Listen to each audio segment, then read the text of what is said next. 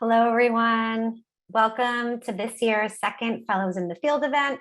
I'm Michelle Deutschmann. I'm the Executive Director of the UC National Center for Free Speech and Civic Engagement. Each year, the center selects fellows from a broad range of disciplines and backgrounds, such as law, higher education, social science, and technology. Fellows receive funding to conduct research that will further the national conversation related to expression and democratic participation on college campuses. The Fellows in the Field series is an opportunity for members of the higher ed community, like you, to dive deeply into the Fellows' research and how it can be applied to your day-to-day work on campuses. Today, we will be tackling one of the most contentious and challenging issues in the college speech arena: how to simultaneously safeguard expression while also maintaining a climate that is safe, welcoming, and inclusive. In an effort to respond effectively to hateful, harmful speech, hundreds of colleges and universities have created administrative bodies known as bias response teams. BRTs typically receive reports of bias and hate incidents that are protected by the First Amendment, but nonetheless have a deleterious effect on campus climate. In recent years, advocacy groups have launched lawsuits challenging the constitutionality of BRTs and their procedures in public institutions. These legal claims allege that even the prospect of being contacted by an administrator about expressive conduct can result in the chilling of speech. Given this litigious environment, some colleges and universities are revisiting their bias response procedures and crafting alternative educational and response mechanisms. This is where Dr. Ryan Miller, Associate Professor of Higher Education, the University of North Carolina at Charlotte, enters the scene. As a center fellow, Ryan spent a year examining the complexities of free speech and inclusion in bias response work at colleges and universities, and his work explores emerging institutional alternatives to BRTs. Ryan has published more than 45 journal articles and book chapters in outlets including the Review of Higher Education, Journal of College Student Development, and Journal of Diversity in Higher Education.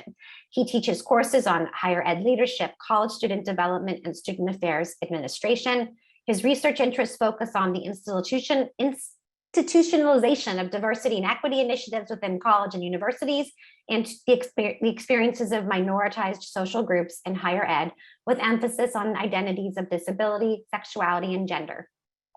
Dr. Liliana Garces is professor at the University of Texas at Austin and affiliate faculty at the University of Texas School of Law and Center for Mexican American Studies. Her award-winning scholarship centers on the intersection of law and educational policy on access, diversity, and equity in higher education. Her projects to date have examined affirmative action policies in post-secondary admissions and the use and influence of research in law. Her most recent projects examined free speech and inclusion policy on college campuses. Combining her expertise in law and education, she has served as counsel of record or counsel for the research community in 5 different amicus curiae briefs filed in the US Supreme Court, including one filed by 1,241 social scientists in support of Harvard's race-conscious admissions policies in the Students for Fair Admissions versus Harvard case. Ryan and Liliana, thank you both so much for taking the time to be here and explore this challenging subject. Let's start with the basics, Ryan. Can you do a quick 101 on BRTs? What goals were they trying to achieve? How do they achieve those goals? Sure, absolutely, Michelle, and thanks for bringing this conversation together. So early models of bias response actually go back all the way to the 1980s, that there were some models at Indiana University. But it's really in the past, I would say 10 to 15 years, that these teams really proliferated and multiplied very quickly into the hundreds on college campuses throughout the nation. They really came about out of a need to think through and manage the incidents that you pointed to that have to do with bias or hate or prejudice, and needing really to coordinate across campus to do that. And so we saw, again, in the last 10 to 15 years, a very common model for teams emerged, despite the fact that the teams actually go by many different names. So probably in this conversation, we'll use the term bias response team most of the time. On some campuses, they might call it a bias resource team or campus climate team, but many of them sort of have the same origin and purpose.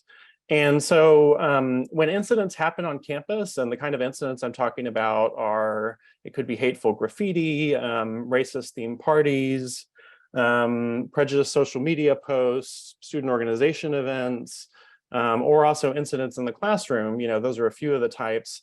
Someone or some group on campus is targeted because of their identity. So the idea is that a BRT can be a central mechanism for individuals to report that bias and hopefully receive support, and for the institution to coordinate whatever short and long-term responses may be needed. And so when an incident is reported, there's usually a variety of moving parts and sort of things that can happen or that need to happen. So first and foremost, the individual reporting an incident may need support. So that may mean dealing with the mental health impact of an incident and being connected with counseling resources on campus. That student is often part of a larger community or identity group where you sort of have some spillover. And there may be support, or groups on campus may be targeted or concerned depending on the type of bias, right? Is it racist, homophobic, transphobic? So in addition to the person sort of at the center, there might be a larger community that's impacted. There may be a need to engage with the individual who initiated the incident.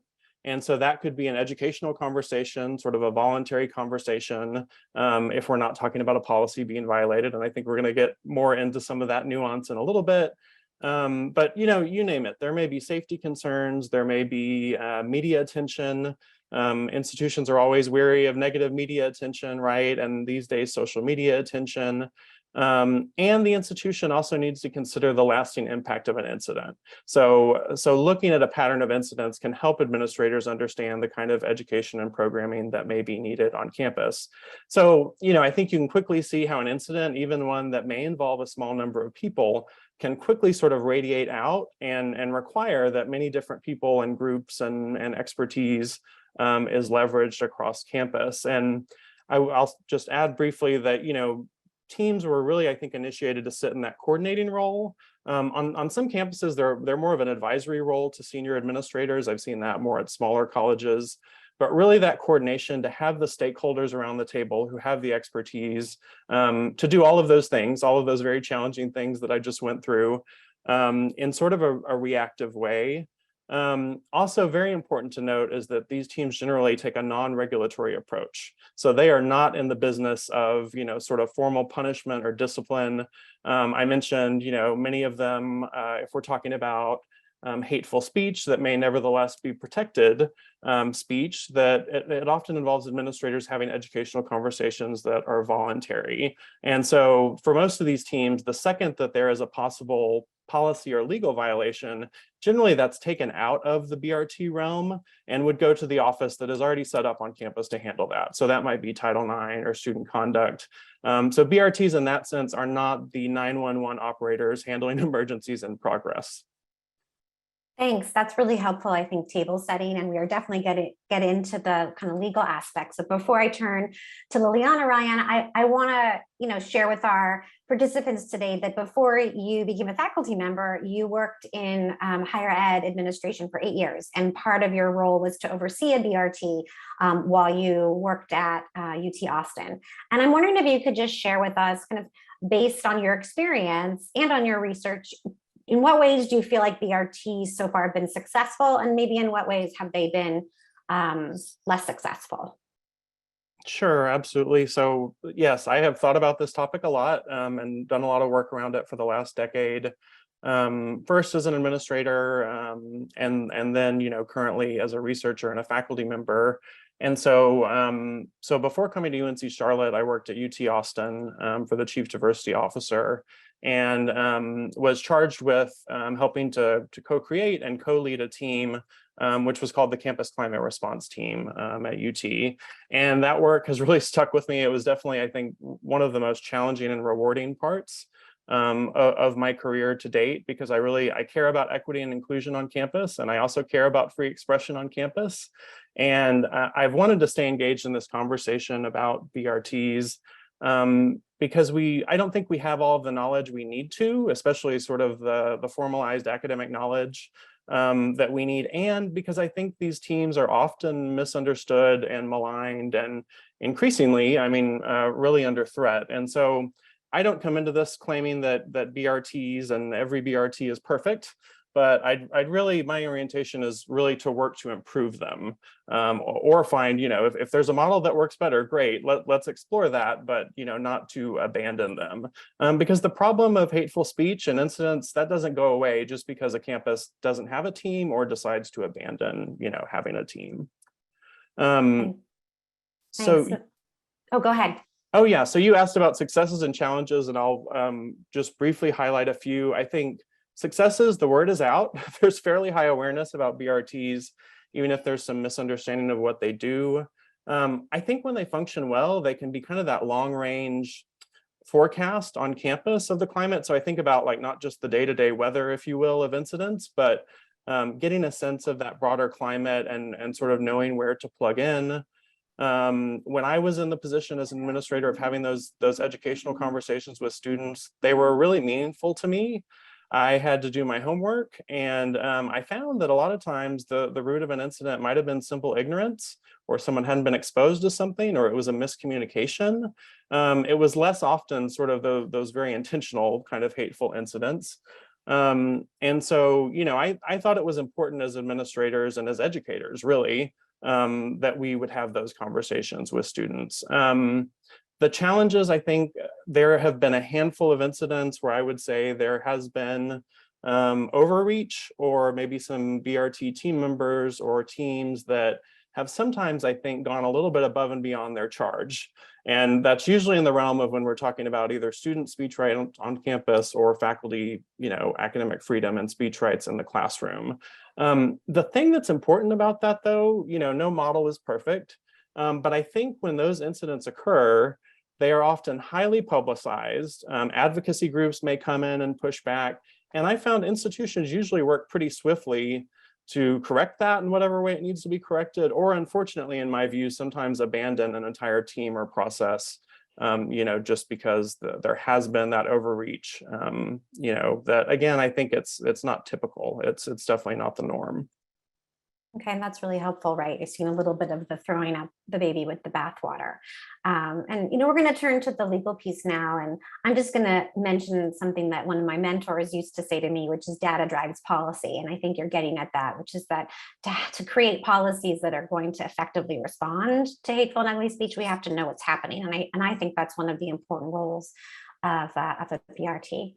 So recent years, you both have alluded to this, BRTs have garnered the attention of a number of advocacy organizations, including Fire and Speech First, who brought some lawsuits challenging the constitutionality of the BRTs on the grounds that they violate free speech. And they argue that even if the BRT does not have regulatory or disciplinary authority, the prospect of having to meet with administrators can result in a chilling effect. So Liliana, you've written extensively about these lawsuits and the effect they are having on administrators' ability to respond to hateful, albeit protected speech. Can you start by telling us a bit about these suits and how courts have ruled thus far? Sure. Let me just start by thanking you and Ryan for inviting me to be part of this important conversation, and for everybody who's joined us today. So as of the beginning of this year, the organization Speech First had filed lawsuits challenging the constitutionality of bias response teams at 6 different colleges and universities. The organization alleges, as you mentioned, that the processes that these teams use, particularly those that report incidents to investigative bodies, or those that invite students who are allegedly responsible for the incidents to participate in discussions about bias, that these actions violate the First Amendment on the grounds that they deter speech or lead to self-censorship. And in response, colleges and universities have argued that what these teams, that they don't chill the speech because participation in the meetings is voluntary, or that the teams lack the authority to impose any kind of punitive action. What I find interesting in following some of these cases is that there hasn't been we haven't had a ruling to really address whether the teams themselves are unconstitutional. The ways that the questions have come up is as decisions look to see whether the organization itself has standing to bring the lawsuit. Meaning, are there grounds to bring the lawsuit? Because the organization has to show that there's a member of its organization that's been objectively self-censored or faced a credible threat of enforcement, like suspension on the basis of speech. And at the trial court, I believe all the rulings have sided with the universities, denying speech first requests to stop the teams from operating. And they've done so on the grounds that there was no specific evidence to show that any student was actually disciplined, sanctioned, or investigated for their speech. And so it led the courts to conclude that the members didn't objectively self-censor or face a credible threat of enforcement. Now that's a different story on appeal. All these cases have been appealed, and now there's a split, meaning there's some circuit courts have ruled in the same way, and some others have reversed. For example, in the 6th and the 5th Circuit, and I believe most recently now in the 11th Circuit, concluded that just the mere threat of a disciplinary referral by a university official and the invitation to meet with students objectively chills a student's speech. And the rationale for these decisions have really been based on hypothetical scenarios, the kind of reasonable average person and what they might feel. On the other hand, we have the 7th Circuit that held that the mere possibility of a referral or the invitation to meet was not sufficient to objectively deter speech. And so in all cases, the Court of Appeals have sent the cases back to the trial courts, but at the end of the day, the universities have decided to settle and either dismantle or change the ways that the teams operate. Thanks so much. You really summarized a lot of legal cases. And of course, the challenge of the law, right, is that it doesn't answer the questions that the people on the ground really need to know. And before we get to sort of what's happening on the ground and get back to Ryan, Liliana, I want to have you talk about this concept that you advanced called repressive legalism, which explains the dynamics of what's occurring as a result of the litigation that you're discussing, or even the threat of litigation. And can you talk about the concept and how you feel it works to quell inclusion efforts on campus? Yes, sure. So I have a working definition of this concept, if we can put up that slide. And this is, it's a concept that my co-authors and I define as I'll wait for this to, yes.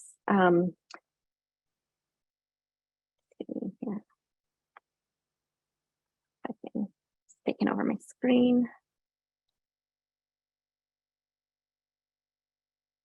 Thanks. So this is a concept that we define as the interpretation and application of legal norms and other law-related pressures in a way that shuts down or suppresses inclusion-promoting responses, particularly for students of color or students who are affected by these incidents. And this is a concept that emerged from an empirical study that I conducted in 2018 through 2019 with a team of graduate students at the time. All my co-authors now have gone on to pursue careers in either academia or as chief diversity officers. Brianna Johnson is now a chief diversity officer at the Ohio State University at Newark. Evelyn Ambriz is a postdoc student at Cornell University, and Duana Bradley is an assistant professor at the University of Southern California.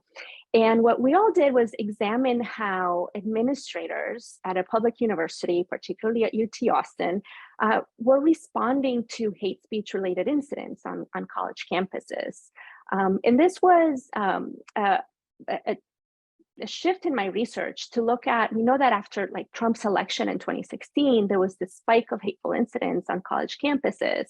And we really wanted to understand how institutions were responding, particularly within this broader social political climate in which you have external organizations like Speech First, for example, allege that there's a free speech crisis on college campuses, and then they invoke the First Amendment to challenge institutional efforts that are intending to address the consequences of incidents like this for the campus community.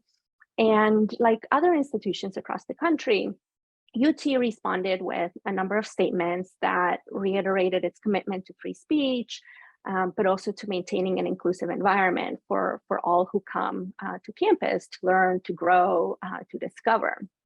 And in this study, we also spoke to the affected students of color who had been affected by these incidents and in their aftermath. And they felt that the institution's responses were more focused on actually protecting the speech that was harmful to them than in addressing the harmful consequences that the speech had for them. And they felt that these kinds of responses ended up actually exacerbating the harm that they felt. And what they wanted was for the institution to denounce the hate speech, to acknowledge the devastating consequences that these messages of hate have for students of color on campus, to acknowledge the broader context of racism that they represent, to engage in educational activities to help students understand the racist underpinnings of that these incidents also represent. In what are interviews with about 16 administrators and over 40 hours of observations of university-wide committee meetings where there were deliberations about how to respond, what that helped us understand was why the institution didn't respond in the way that students wanted it to respond. Even though those were the kinds of responses that are perfectly legal and that would promote institutional priorities of inclusion in aftermath of such incidents. And we had a lot of administrators recognize the harms that the incidents pose for students of color, and acknowledging that students literally feared for their safety in their aftermath at times. But administrators also talked about the external political and legal pressures that they faced, particularly from a place where you have a very conservative legislature, or the threat of lawsuits. There was actually a pending lawsuit against UT at the time that we were collecting the data.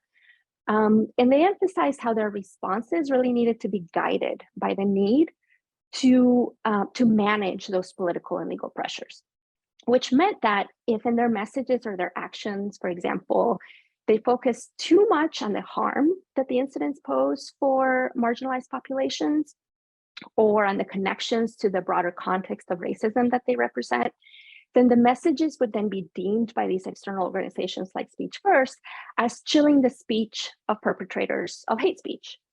Now, to be clear, we're not really talking about stopping the speech.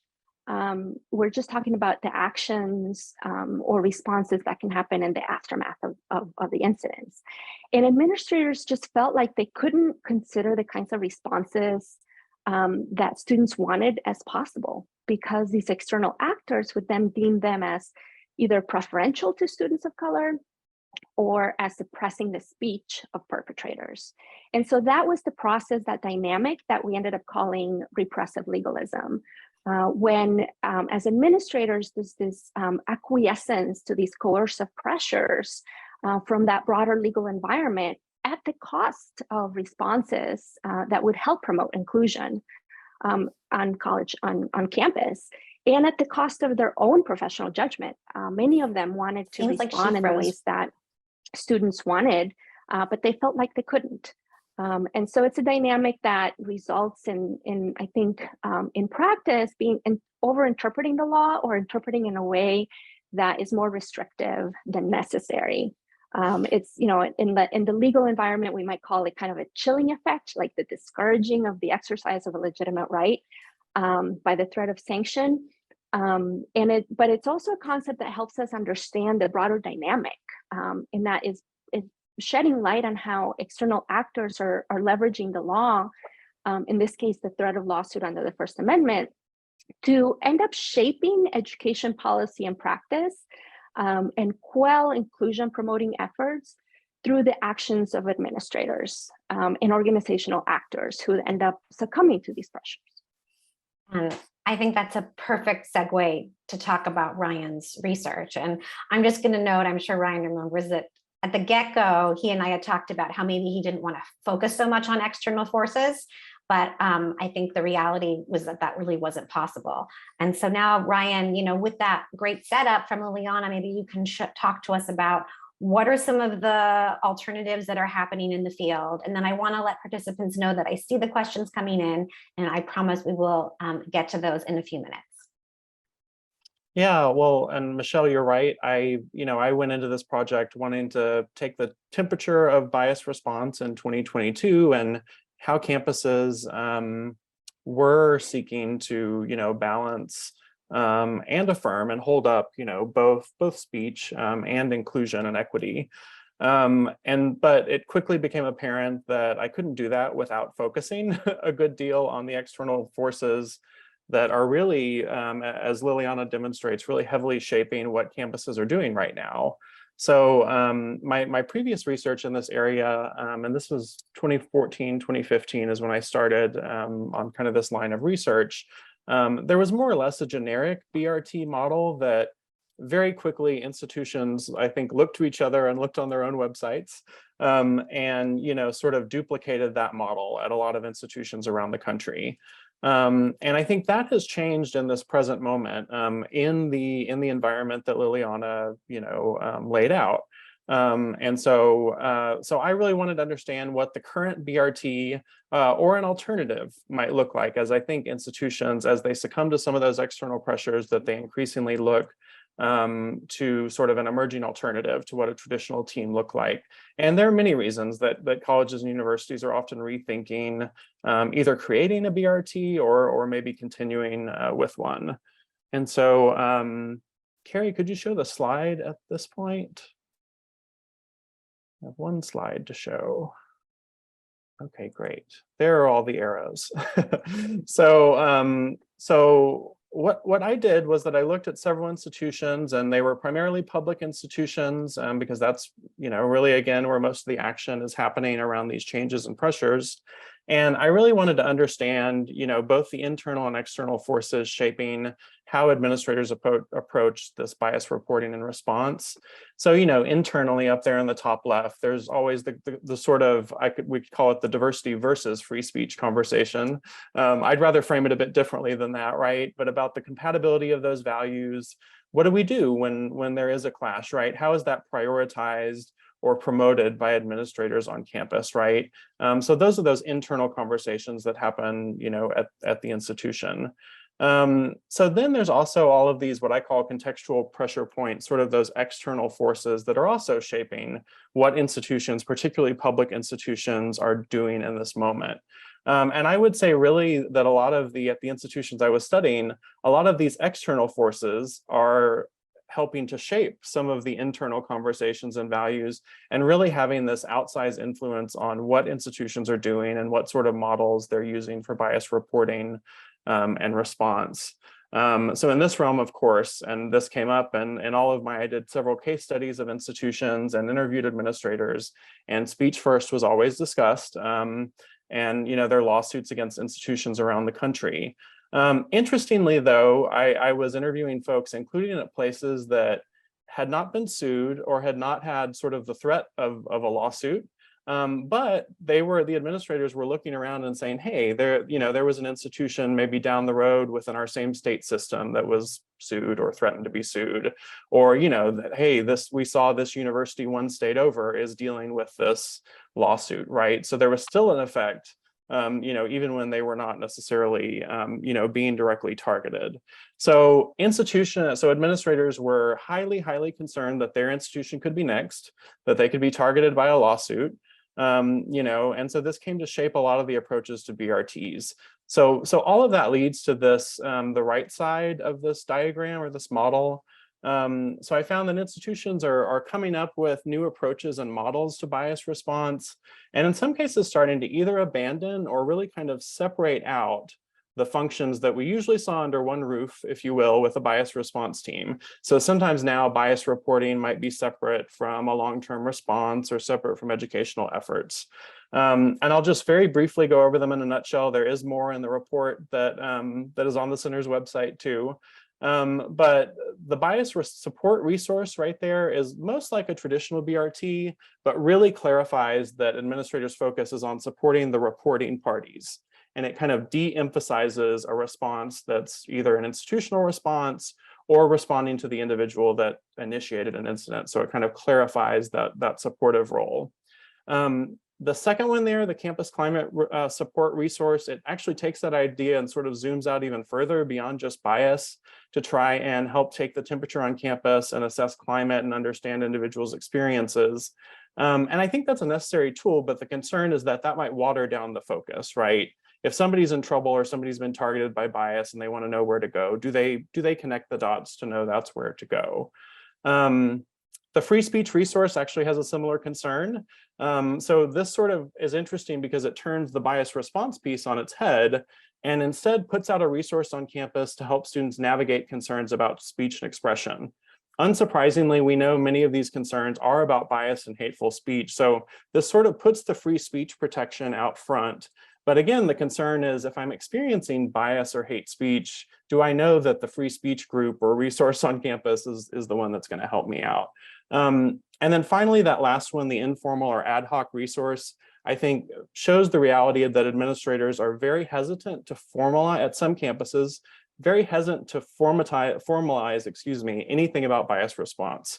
And so not to have an appointed team or a website or a procedure that's published. So there may be a reporting form, but then it's sort of unclear of what's actually done, with that. So you can see, one of my takeaways from this is that these 4 resources tell me that administrators are trying to be creative and trying to keep bias response alive and to hold out equity and inclusion in the face of these external pressures, but that they're really having to get very creative, really think about how processes are described.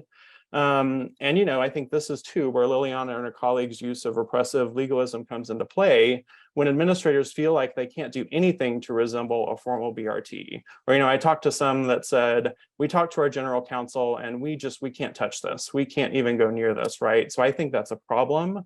And we end up seeing this outsized focus on the words and language used to describe processes, and really this emphasis on avoiding lawsuits, even if practices are very defensible. So I'm concerned that we may not be fully serving our campus communities by doing this.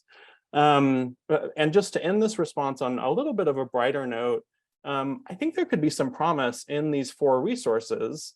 And particularly, I think if campuses maybe didn't choose one of these models, but actually did all of it. So thought about what might their campus need related to equity, inclusion, speech, and sort of had multiple tools in the tool belt, if you will, rather than just saying, okay, we have one resource for campus climate and that's going to cover us, because I don't think that's going to be sufficient.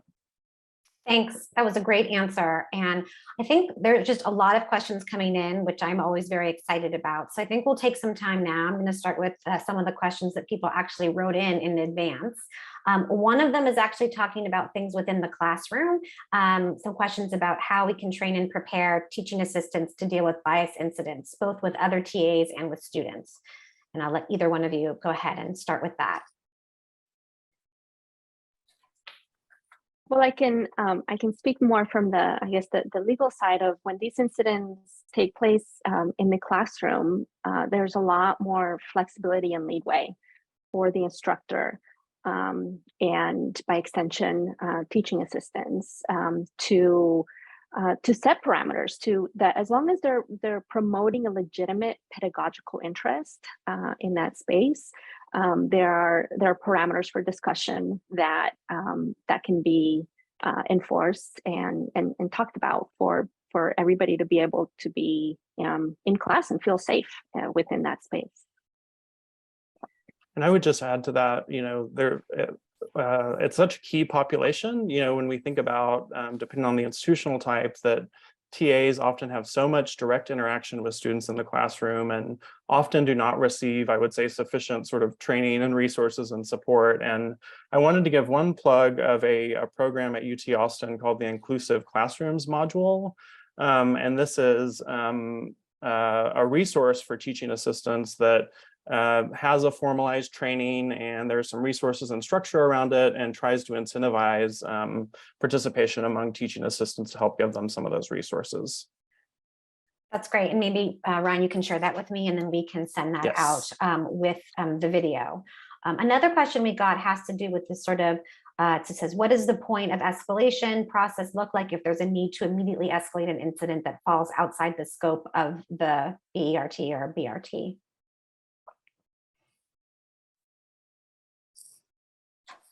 Sure, maybe I can mention that. And I think this, as I was reading this question, it definitely reminded me of my days with my administrator hat on, and the need to understand where the lines were drawn, so to speak, of what was in the realm of the BRT and my role with that versus when was there a possible Title IX concern? When was there a possible policy violation?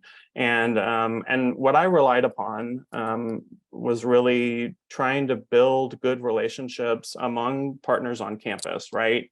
Especially if they weren't already around the table, of the bias response team. And so I was definitely in frequent contact with colleagues, especially in Title IX and student conduct and the Dean of Students office, about reporting incidents and sort of talking about how it could be handled, working together for if it's a smooth handoff of information or the incident, so to speak. So I think those relationships were critical. But I think from the side of the campus climate response team or the BRT, we also tried to clarify that we were not, again, the 911 operators. We were not the folks to come to with like an emergency in progress. It was very much more so really often kind of the aftermath of an incident where we might be a helpful resource. So getting that message out there is helpful. And I think sometimes even the term response team, I think confuses people a little bit about what the role might actually be. Great, thank you. Another question that we got has to do with communicating with students, the media, and families after particularly frightening or egregious incidents, talking about best practices for doing that. I'm going to go ahead and just mention, kind of respond with some thoughts. I used to wear a bias response related hat when I worked at the Anti-Defamation League. And, there's lots of different ways to respond, but I think one that is very important is an institutional response. And that when an institution makes that response, I think there's sort of two things I counsel against. One, both of our experts have already talked about, which is that we don't want to just say, well, our hands are tied, it's because of the First Amendment. Because while that might be true, it doesn't really speak to a number of things, including the other values that the university holds to be important, whether that is, inclusivity or diversity or equity. I think also another no-no is a general hate is bad statement, I think also really falls flat. Even though it may be trying, the intent maybe we're going to try to be everything to everyone and kind of address this issue kind of globally. I think ultimately what experience has shown is that the message really needs to be directed at the group that was targeted, right?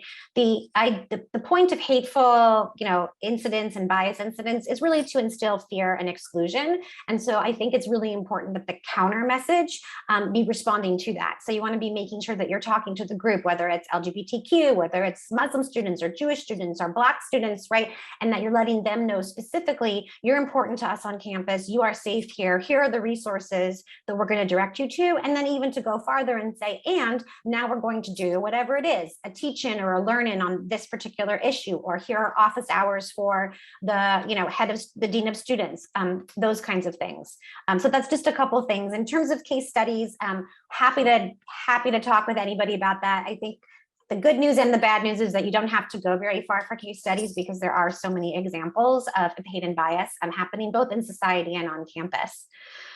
Okay, now, wow. And I would, Michelle, I would add to what you just said too, is that when those responses also acknowledge the specific harm and are attending to the lived experiences of affected students of marginalized communities, they're promoting inclusion, but they're also empowering the voices of marginalized communities on campus. And they're advancing principles of open, robust expression and inclusion when you engage in that response. No, I'm glad you mentioned that. And I think another piece of it, of course, is, and I want to acknowledge that, free speech doesn't give the same platform or the same bully pulpit to every person. So obviously the chancellor has a different platform and there's power dynamics, but I want to piggyback on what Liliana is saying is that there is also an opportunity for, I think, student affairs and other staff to encourage students to use their voice. I'll tell really briefly the story of a menorah that was vandalized in Billings, Montana. This was like a long time ago. And the newspaper in the town published an article kind of talking about what had happened. And then with that article, they published a picture of a menorah. So for those not familiar with the celebration of Hanukkah, the idea is you're supposed to put your menorah in the window so that everyone can see the light that it brings. And so what the newspaper said was everybody put that menorah, the cutout, in your window to show solidarity with the group that had been targeted. So there's all kinds of other creative and innovative things that can be done. Again, totally outside the specter of the law. All right, so question here, is it rare or common or frequent for BRTs to be coordinated with faculty, Senate, academic freedom committees? Interesting question. I don't know if either of you know the answer. Yeah. Seems like, yeah, go ahead. So it is, I would say it's more on the rare side. And some of this is from my research several years ago. So I think what I've seen is that is more commonly happening, but I think most teams do not actually have faculty or student representation. It tends to be staff and administrators. I think it would be an excellent idea. I think every team should have faculty, academic affairs in some role, perhaps around that table, especially as more and more incidents in the classroom come up, and to have, I think, some subject matter sort of experts that can talk about, academic freedom and what are the boundaries, because of course we know they're different when it comes to the classroom versus, out on the campus quad or elsewhere. So I think it's a great idea, and unfortunately, a lot of institutions, I think, haven't found a way to do that yet. I think that's a great question and an important answer. I think the more collaboration between different groups on campus, the better. Another question, this one directed to Liliana. Have you found that it matters who reaches out to the student, or to Ryan too, who reaches out to the student to have the voluntary conversation, for instance, if it's not actually the student conduct office? I don't know if there's any data on that. I don't know. I don't know if that's come up in your research, Ryan. Yeah, a little bit. And I was going to say, I don't know, even in thinking of some of the current cases that are out there, sometimes it's a DEI, diversity, equity, and inclusion administrator. Sometimes it's people in different roles. And I don't know that Speech First, for instance, has differentiated much, but I think where most of the criticism has been is the idea that it's, an administrator or staff person sort of calling in, I always say, like getting called to the principal's office. So it's this idea that critics are charging that an administrator essentially cannot have a conversation or cannot invite in, particularly a student or a faculty member, in for a conversation without that automatically somehow being in the realm of punishment. And I think, to address that, and a few campuses are doing this, sort of thinking more about peer support. And so what that might look like, right? So if something is reported that has to do with a faculty member, what if you had faculty representation in that group or that body, and a faculty member could work together with a faculty member to have that conversation? Or you could even imagine that extending to student leaders and, student to student, right? Because it seems like this administrator to student or administrator faculty piece has really been targeted and criticized, right? Now, I don't know if we all start doing peer support, if then the next step is going to be that that groups say, well, no, that's problematic too, and that's still the exercise of power. But I think it could be interesting as an idea for campuses to explore. Thanks. I think part of what's interesting about this discussion, and Liliana raised this at the get-go, is that, and Ryan too, that there hasn't been enough research done. So I think like a lot of these questions are raising really interesting opportunities, and how one would conduct the research, I think, can be challenging. Another question that came in asks about BRTs. This one says, should BRTs address bias incidents that happen online, such as a student's social media post or off campus? So I think there's both the should and do they. So are they currently doing that? Should they do that?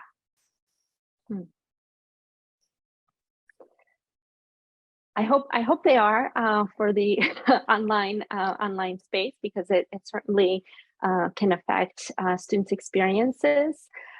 For the, I believe, that the off campus gets a little trickier for institutions. I suppose I think that, well, I'll end there. Ryan, you have a lot more experience on this from your administrative Sure. roles. Yeah, so I think the way that most BRTs are set up, and the way when I was at UT Austin, the way that particular team was, is that there was a reporting form online, and just about anything could be reported. So that could be from student, faculty, staff, alumni, visitor. That could involve off campus, that could involve online, and people could specify and give the details. And what I remember is having a lot of conversations, especially, and I would often be one of the administrators to reach out, say if a student had reported an incident. And so in having the conversation about support and resources and what might be able to be done, I would often, as part of that conversation, I would have to talk about how context matters, right? So an incident in the residence hall can be handled very differently than an incident in the classroom, than an incident on the quad, than an incident in an off-campus apartment. And of course, some of that isn't always very satisfying for someone on the other end of that conversation to hear. But I thought it was important, even as an educational opportunity, to talk about, here are the ways in which we want to help you. Here are the ways in which I may be constrained from more formal action, but why don't we work together and explore what are those things that we can do? What are those things you can do? Again, back to the really important point that I think actually bias response teams can help promote free speech, can help promote more expression, right? So I think that at many places they are set up that way where they can receive that. But of course, we know that depending on the context, that often the ability to do something formally as an institution may be quite limited. And if it's okay, I'm just going to jump in and try to remind people that there's a difference between responding to an incident that occurred off campus or on social media, right, and sanctioning the person who made the speech. So I don't believe that there's anything that stops someone who represents the university from speaking out and saying, this person who is a member of our community on their personal social media said XYZ. They have the right to do that, but here are the reasons why we're concerned, we're disappointed, right? So I just wanted people to remember that there's a spectrum of ways to respond, and there's a lot before you have to get to the actual stopping the speech or punishing the speech. Okay, so many questions. I am going to go down to one that I think is interesting and important. This person writes, from what I've observed, BRTs have contributed to expanding the definition of what constitutes hateful speech, such that defensible views on controversial topics are labeled as hateful. For example, being in favor of strong borders or against affirmative action. How do BRTs navigate the issue of defining what counts as hateful speech? This is a tough one. Well, even within the legal context, it's hard to define, what's the parameters of it. But regardless, we know that the restrictions under the First Amendment are such that it's going to be difficult to stop that speech, right? So it's really more about responding to incidents that end up actually hurting and harming marginalized communities. There's a different perspective that also needs to be understood, in that we're in the context of a very racially unequal society. Students of color have a lot of experience, and there's a lot of research to show that even with range that some may not deem offensive, that it can actually be harmful based on your lived experience. So I think when you are attending to that lived experience for marginalized communities, that's what should be guiding what those maybe definitions might be, but also the responses from the institution. Would you and Ryan agree that could one response here actually be a discussion with the person who is feeling harmed and a discussion about the context of those things? And while it might be hurtful about whether or not that might, if you're in a political science class and someone wants to talk about stronger borders, that's really different than a different situation. And so I think there is, to me, it seems like there's the possibility for education on both sides. I don't know if you agree or disagree. No, I do agree with that. Yeah, and this actually does take me back to some of those conversations I had as an administrator where, it was less about my definition personally of what was hateful and more about what was it had an impact on someone. Someone felt strongly enough to, to make a report with the institution and were interested in getting some support and possibly having a response. So I think I remember having some conversations with folks where it was like, you may not have seen this as hateful as the person who initiated this, but somebody else received it that way. And a line I like to use a lot was like, I'm not going to tell you what to do. I don't want to do that, but I wanted to share this information with you. What you choose to do with it is up to you, and you have some options of what you can do. But I again think if we go back to our educational role, I think if we don't do that, I think we're sort of remiss as an institution. So just about every team is going to have a definition, and at some places the number of categories has expanded, right? And that'll usually be kept online. But again, I'll also go back to my prior response about just about anything under the sun can come in through a reporting system. That doesn't mean there is or isn't a particular response, right? And sometimes it was just misdirected. So sometimes, everyone wants to complain about parking, and that would end up in the bias response team, and that had to go to a different realm, right? So it's some, I don't want to be squishy with it. There is a definition, but that it's, I think, less about how an administrator personally views, how that is defined, and more how it's experienced by campus community members.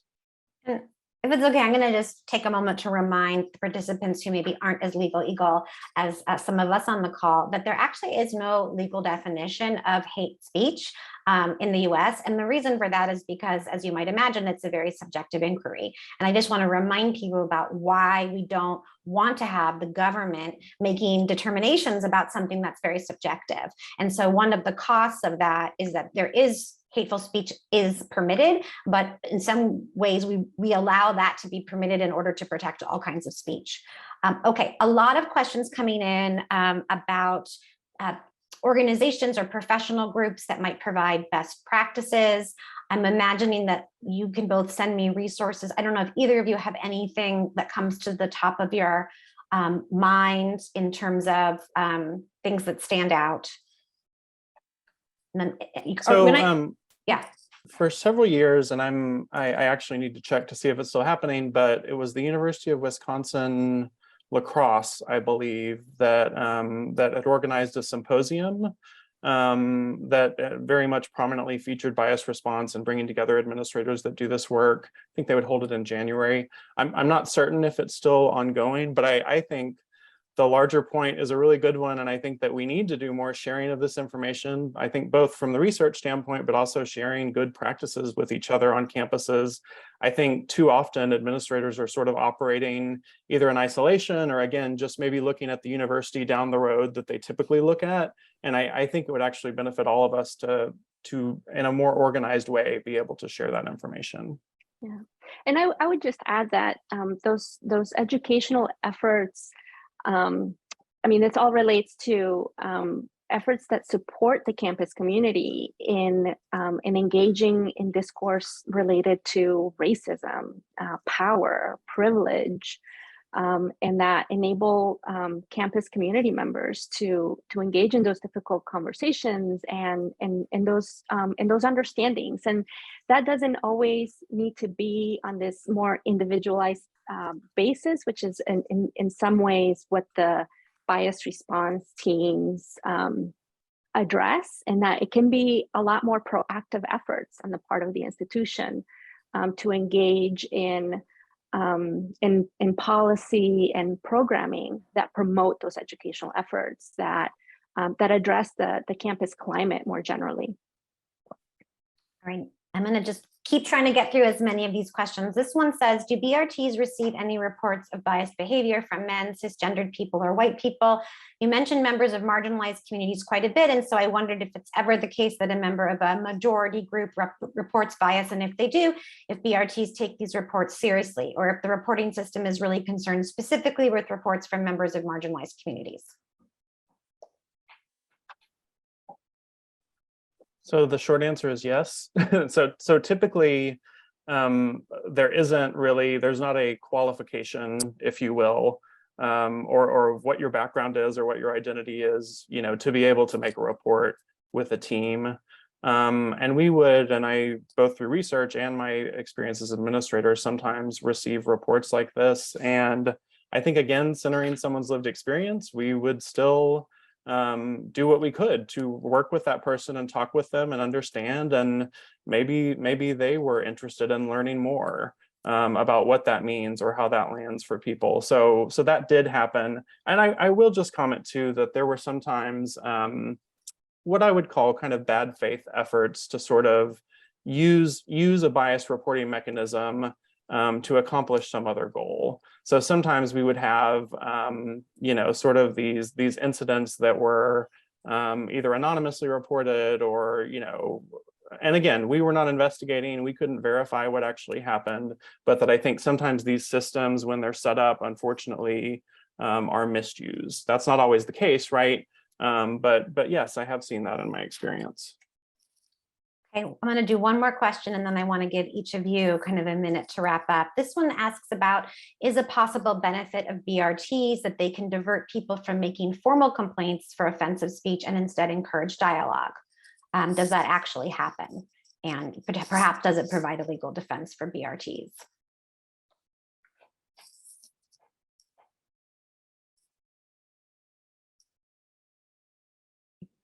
I guess, Ryan, I don't know if you've seen it. Does it, yeah, does it, I mean, do you find that yeah, go ahead. No, it gets to an ideal, I think, result of being able to engage in that in those conversations. Unfortunately, they're so under attack that it's preventing, I think, some of that to happen. Yeah, I agree. I think ideally they do. I've seen it work in practice and have it happen before. But I think I'd also go back to something I mentioned earlier about, I think a BRT is one tool in the tool belt and it cannot be looked to for everything. That I think, to Liliana's point, there has to be really strong proactive efforts on behalf of an institution to promote diversity and equity and inclusion before you even get to, and BRTs are necessarily in sort of a reactive space.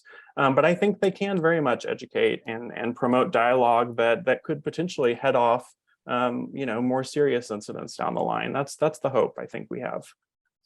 All right, I'm going to turn it over to our experts to make some closing remarks. I want to just say I apologize to folks that we weren't able to ask your question, but I don't see these webinars as the end of the discussion. I just see them as the beginning of the discussion. And I anticipate that both Ryan and Liliana would be happy to continue this discussion. The center would be happy to put on sort of a part 2.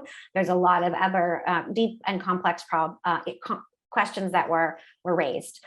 Okay, Ryan, 30 to 45 seconds. What are the take homes that you want to leave people with? Maybe things they can do, and then Liliana, and then I'll close. Yeah, I think that administrators trying to do this work right now, particularly in public institutions, particularly in red or purplish states, are in a really tough position. And I think that as many of you that are on this webinar. And so my research, even though I've seen cause for concern and I'm a little worried about some of the efforts getting watered down or getting away from their original purpose, I'm actually encouraged and hopeful because I think the administrators and the educators who are trying to do this work are trying to be really creative and innovative and to promote a more inclusive environment. So I think, despite some clouds on the horizon, I think I do draw some hope from that. And I hope that folks will stay with this work and not choose to abandon it just because that might be, more expedient. Go ahead, Liliana. Well, like Ryan, I want to start by just really acknowledging how difficult this work is, especially in the current political climate. And I do think it's really important to understand how the law, like the power of the law and how it's being used by these external actors to the institution to shape perceptions of what's possible in a way that is unnecessarily restrictive.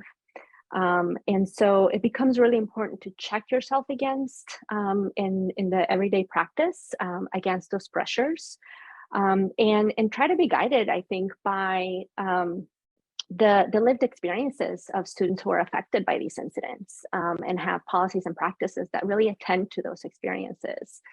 One important piece, and I know this is a really challenging one, is that legal counsel play a very important role in helping shape practice, in helping protect. I think too often they're promoting a repressive legalism perspective.